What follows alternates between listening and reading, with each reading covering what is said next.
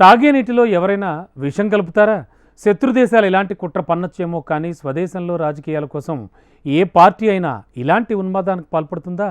అరవింద్ కేజ్రీవాల్ చేసిన ఆరోపణ బూమ్రాంగ్గా మారింది.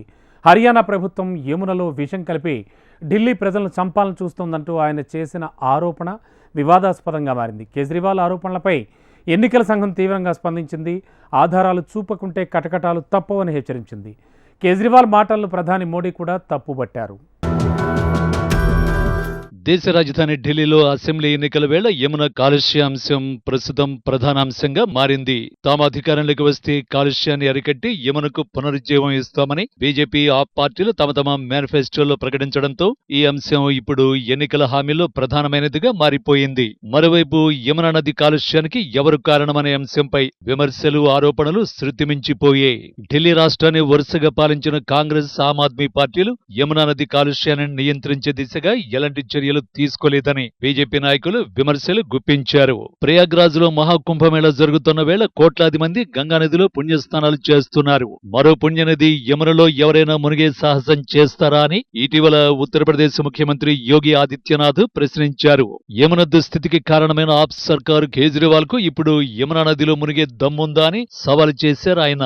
అయితే కాలుష్యానికి హర్యానాలోని బీజేపీ ప్రభుత్వం ప్రధాన కారణమని అన్నారు ఆమ్ ఆద్మీ పార్టీ కన్వీనర్ అరవింద్ కేజ్రీవాల్. పెద్ద ఎత్తున ప్రజలను హతమార్చేందుకు పారిశ్రామిక వ్యర్థాలను యమునలో కలిపి ఢిల్లీలోకి విషాన్ని పంపుతున్నారంటూ 2 రోజుల కిందట తీవ్ర ఆరోపణలు చేశారు. ఇది ఓ రకంగా వాటర్ టెర్రరిజం అంటూ విమర్శలు గుప్పించారు కేజ్రీవాల్. అరవింద్ కేజ్రీవాల్ చేసిన వ్యాఖ్యలపై బీజేపీ మండిపడింది. కేజ్రీవాల్ ఆరోపణలపై హర్యానా సీఎం నాయబ్ సింగ్ సైని సైతం తీవ్రస్థాయిలో విరుచుకుపడ్డారు. ఎగువ రాష్ట్రాలతో సత్సంబంధాలు క్షీణించేలా, ఢిల్లీ ప్రజలని అనవసరంగా భయపెట్టేలా కేజ్రీవాల్ ఆరోపణలు చేశారని ఆరోపించారు. ఆయనపై లెఫ్టినెంట్ గవర్నర్ చర్యలు తీసుకోవాలని డిమాండ్ చేశారు. అనంతరం కేంద్ర మంత్రి నిర్మలా సీతారామన్, భూపేందర్ యాదవ్, హర్యానా సీఎం నాయబ్ సింగ్ సైనిలతో కూడిన బీజేపీ బృందం ఈసీతో సమావేశమైంది. ఎన్నికల ప్రచారం నుంచి కేజ్రీవాల్ ను తొలగించాలని, ప్రజల్లో భయాందోళనలు కలుగజేసినందుకు క్షమాపణలు చెప్పించాలని కోరింది. ఈ అంశంపై తమ పార్టీ వివరణ ఇచ్చేందుకు ఢిల్లీ సీఎం ఆతిషి, పంజాబ్ సీఎం భగవంత్ సింగ్ మాన్ ఈసీని కలిశారు. ఈ నదిలో అమోనియా స్థాయిలపై ఆందోళన వ్యక్తం చేశారు. కాగా ఆప్ కన్వీనర్ కేజ్రీవాల్ వ్యాఖ్యల్ని ఎన్నికల సంఘం తీవ్రంగా పరిగణించింది. ఆయన చేసిన ఆరోపణలకు వాస్తవ సాక్ష్యాలు సమర్పించాలని ఆదేశించింది.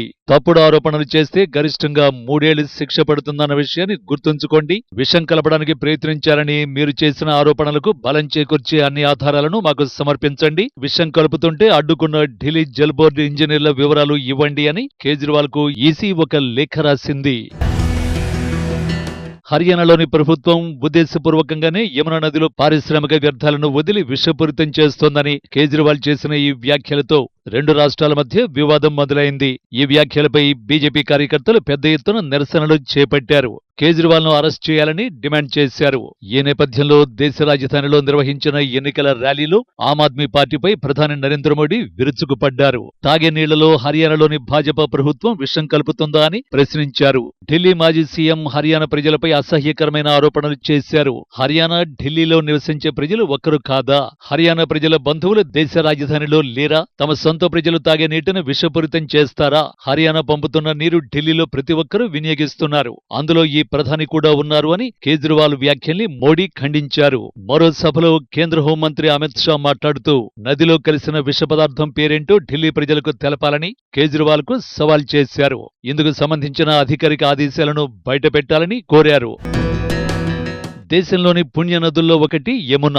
ఉత్తరాఖండ్లోని హిమాలయాల్లో పుట్టిన ఈ నది హర్యానా, ఢిల్లీ మీదుగా ప్రవహించి ఉత్తరప్రదేశ్లోని ప్రయాగలో గంగానదిలో కలుస్తుంది. 1370 కిలోమీటర్ల పొడవున్న ఈ నదీ తీరంలో ఎన్నో పరిశ్రమలున్నాయి. వీటి నుంచి వెలువడే వ్యర్థాల కారణంగా అత్యంత కలుషితంగా మారిపోయింది. శుద్ధి చేయని మురుగునీటిని యమునలోకి వదలడంతో ఫాస్ఫేట్ ఆమ్లాలు పెరిగిపోయాయి.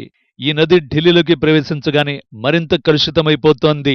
రసాయనాల నురుగులు నది మొత్తాన్ని ఆక్రమించేస్తున్నాయి.